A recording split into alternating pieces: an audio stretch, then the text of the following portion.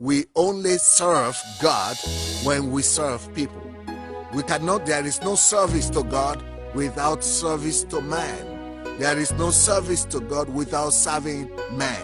That is very important. Now, can you imagine what our own idea of service is? Most of us believe that we serve God only when we go to the mass, if you are a Catholic, or when you go to the service, when you go to church, if you are a Protestant. We go to church every Sunday to serve God. Well, I'm not sure about that.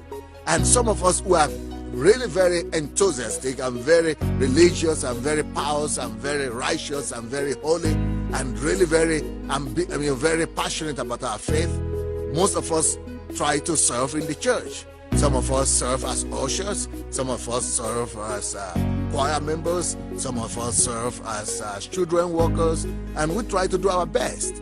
But really, the best kind of service that God will accept from every one of us is when we serve people. You know, all of us, we want to serve the God that we don't see, the God that is so far, the God that is so, abstract.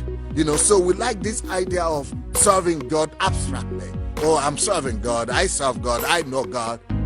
What do you do? Well, I go to church. Well, I try to do something in my church. Some people actually equate serving God with money. Well, I give some money to people. I give money to church. That's my service. Well, you cannot really serve God that you don't see if you don't pay attention to people that you see.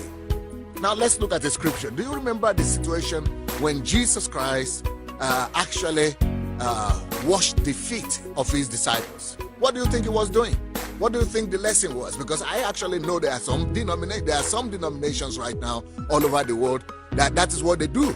They actually physically try to wash the feet of their members, and they wash each other's feet. Nothing bad about that. If you like it, let's go ahead and do it. But the real lesson that Jesus is trying to teach us in that story is that it is about people. Even though Jesus himself is the Son of God, not just the Son of God, Jesus is God all by himself. And despite that, he will not bypass people. And some people think, no, Jesus, you are too important to pay attention to ordinary people like us. You are too important to begin to serve us and wash our feet. Jesus didn't think that way, because if they are people, according to Jesus, these people are made in the image of God. And these people carry God's likeness. And whatever he's doing for them, he's actually doing for God. So by Jesus washing the feet of his disciples, he was actually washing the feet of God. Because God is in every person. The nature of God is in every man. So by Jesus showing us that example, that each time we sacrifice ourselves, our time, our resources, our energy to serve man, that we are actually serving God in heaven.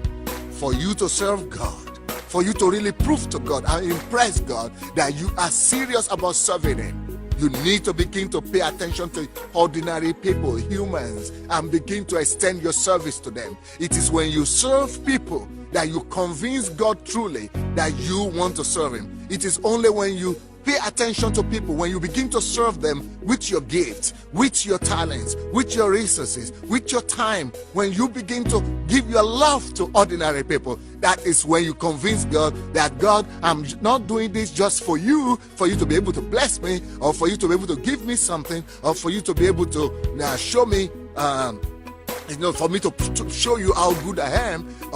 I'm doing this because I love you. And if I love you, I love your creation. If I love you, I love your people. And I am ready to do anything for your people just to prove my love for you.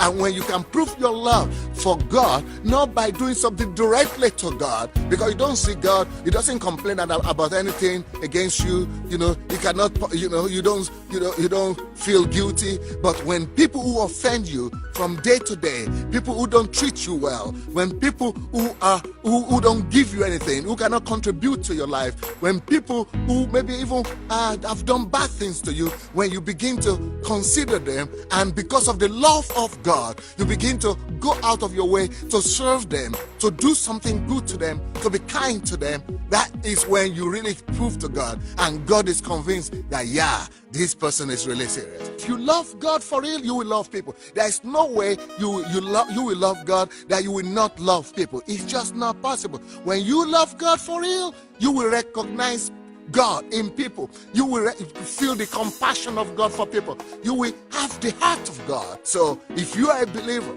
I want to challenge you that your belief is not just your vertical relationship between you and God. Your faith in God has to be also horizontal, and that has to be in how you relate to people in your life or around you.